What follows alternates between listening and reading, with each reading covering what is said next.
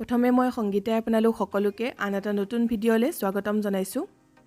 আজি প্ৰায় সকলোৱে খাই ভাল পোৱা এটা ৰেচিপি আপোনালোকৰ লগত শ্বেয়াৰ কৰিছোঁ আৰু এগৰাকী ছাবস্ক্ৰাইবাৰে বনাই দেখাবলৈ কৈছিলে। সেয়া হৈছে চিকেন বাটাৰ মছলা। আৰু এই ৰেচিপিটো বনাবলৈ বহুত বেছি টান নহয়। মই গোটেইখিনি ভালদৰে দেখুৱাই যাম, আপোনালোকে ভিডিঅ'টো সম্পূৰ্ণৰূপে চাই থাকিব।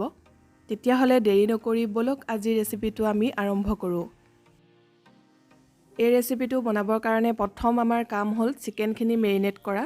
এয়া মই 600 গ্ৰাম চিকেন লৈছোঁ আৰু চিকেনৰ পিচকেইটা অকণমান ডাঙৰ ডাঙৰকৈ ৰাখিছোঁ বা ইয়াতকৈও ডাঙৰকৈ ৰাখিব পাৰে, তেতিয়া খাবলৈ বেছি ভাল লাগে। আৰু চিকেনখিনি মই ভালদৰে আগতীয়াকৈ ধুই লৈছিলোঁ।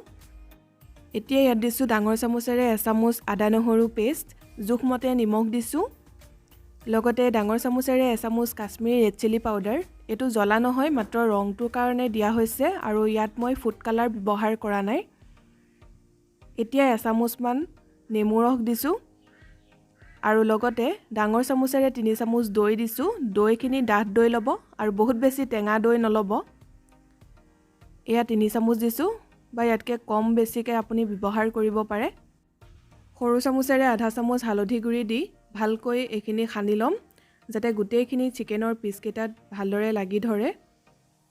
এয়া সনা হৈ গ'ল। এতিয়া এইখিনি ঢাকন লগাই এঘণ্টামানৰ কাৰণে মেৰিনেট কৰি ৰাখিম আৰু এইখিনি মই ফ্ৰিজতে ৰাখিম, ৰুম টেম্পাৰেচাৰত ৰাখিলেও হৈ যাব। এতিয়া আহিছোঁ ছেকেণ্ড ষ্টেপটোলৈ। ইয়াৰ কাৰণে মই লৈছোঁ 3টা মিডিয়াম চাইজৰ বিলাহী, এনেকৈ ডাঙৰ ডাঙৰকৈ কাটি লৈছোঁ আৰু ইয়াৰ মই গুটিখিনি আঁতৰাই দিছোঁ। 2টা পিঁয়াজ ডাঙৰ ডাঙৰকৈ কাটি লৈছোঁ, এটুকুৰা আদা ডাঙৰকৈ কাটি লৈছোঁ, 7-8 ফুটামান নহৰু, এটা জলকীয়া, লগতে এমুঠি কাজু লৈছোঁ। এইখিনি আমি ভাজি লৈ পেষ্ট কৰিব লাগিব, সেইকাৰণে এনেদৰে ডাঙৰ ডাঙৰকৈ কাটিলেও হ'ব। গোটা মছলাৰ ভিতৰত ইয়াত মই 2 খিলা তেজপাত, 1/2 ডালচেনি, 3টা লং, 4টা গ্ৰীণ ইলাচি আৰু এটা ডাঙৰ ইলাচি লৈছোঁ। এতিয়া এইখিনি অকণমান ভাজি ল'ম। এয়া গেছ অন কৰি কেৰাহীখন পাতি দিছোঁ। কেৰাহী গৰম হ'লত ইয়াতে এচামুচ ৰিফাইন তেল দিলোঁ আৰু লগতে এচামুচ বাটাৰ দিছোঁ। এতিয়া বাটাৰখিনি অকণমান গলি যোৱালৈকে আমি ৱেইট কৰিম। গেছৰ ফ্লেমটো কমাই ৰাখিছোঁ। এয়া বাটাৰখিনি দেখিছে গলি গ'ল। এতিয়া ইয়াতে গোটা মছলাখিনি দি দিব। তেজপাত, লং, ইলাচি, ডালচেনি এই গোটেইখিনি দি দিছোঁ আৰু ইলাচিকেইটা ফালি দিব, তেতিয়া ফ্লেভাৰটো ধুনীয়াকৈ যাব আৰু নহ'লে গোটাকৈ দি দিলে উফৰি আহিব তেলৰ পৰা। এতিয়া গেছৰ ফ্লেমটো কমাই লৈ কেইছেকেণ্ডমান মই ফ্ৰাই কৰি ল'লোঁ। তাৰপিছতে বাকীখিনি সামগ্ৰী দি দিছোঁ।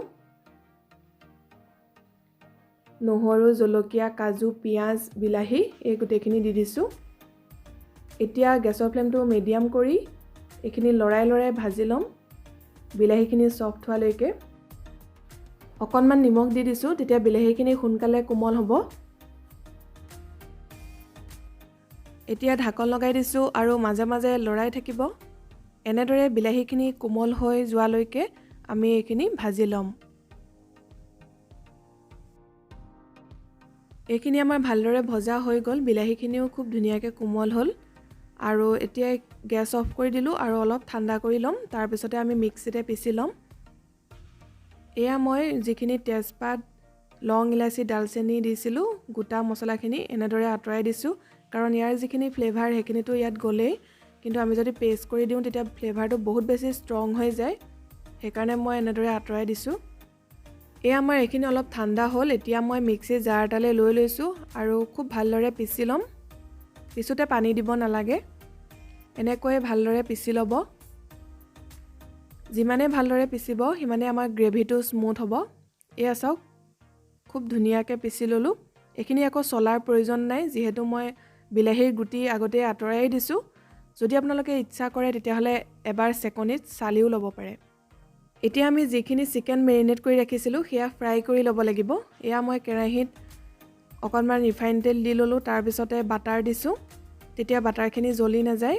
আপোনালোকে যদি ইচ্ছা কৰে যে চিকেনখিনি মই তেলতে ফ্ৰাই কৰোঁ, তেতিয়াহ'লে তেনেকৈও ফ্ৰাই কৰি ল'ব পাৰে। মই অকণমান বাটাৰতে ফ্ৰাই কৰিছোঁ।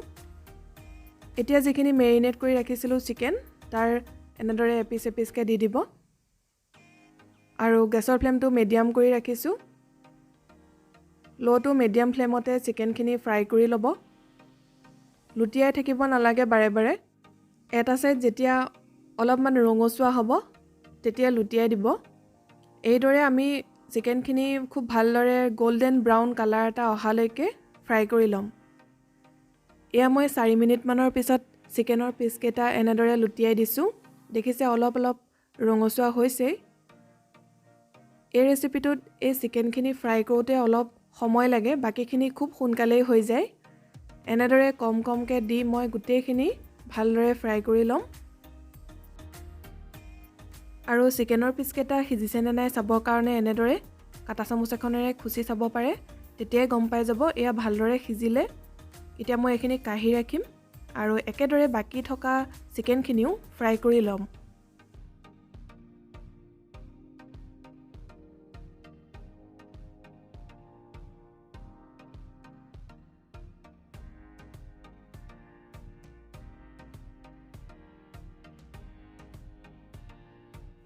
এইদৰে চিকেনখিনি অলপ অলপকৈ দি ল' টু মিডিয়াম ফ্লেমত গল্ডেন ব্ৰাউন হোৱালৈকে ফ্ৰাই কৰি ল'ব।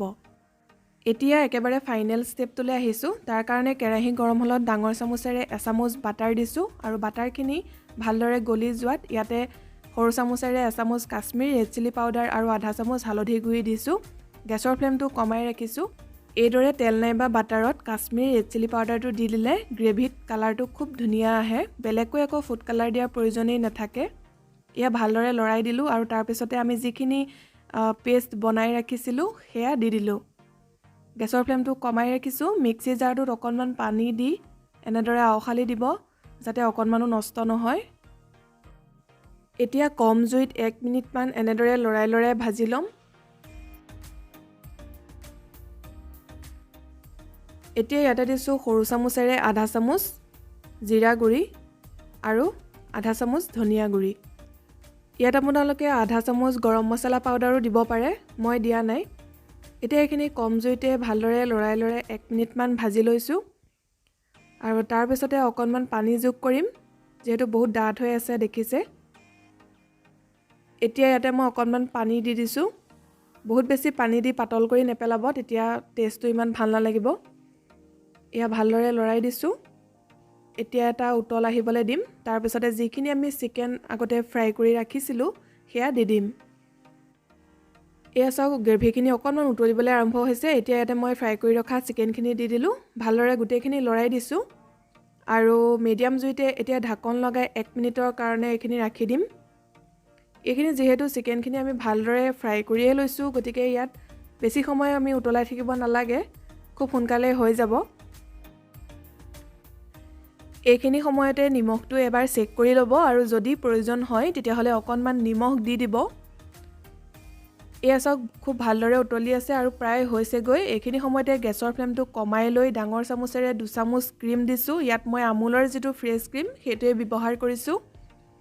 আপোনালোকে নিজৰ জোখমতে ক্ৰীমখিনি অলপ কম বেছিকৈ ব্যৱহাৰ কৰিব পাৰে। ক্ৰীম অকণমান দিলেহে ইয়াৰ যিটো গ্ৰেভি সেইটো খুব ধুনীয়া হয়, স্মুথ হ'ব, গতিকে এইটো স্কিপ নকৰিব। এইখিনি গোটেইখিনি ভালদৰে মই লৰাই দিছোঁ। এতিয়া ইয়াতে ডাঙৰ চামুচেৰে এচামুচ চেনি দিছোঁ আৰু যদি আপোনালোকে বেছি মিঠা হ'লে ভাল পায় তেতিয়াহ'লে 2 চামুচ দিব।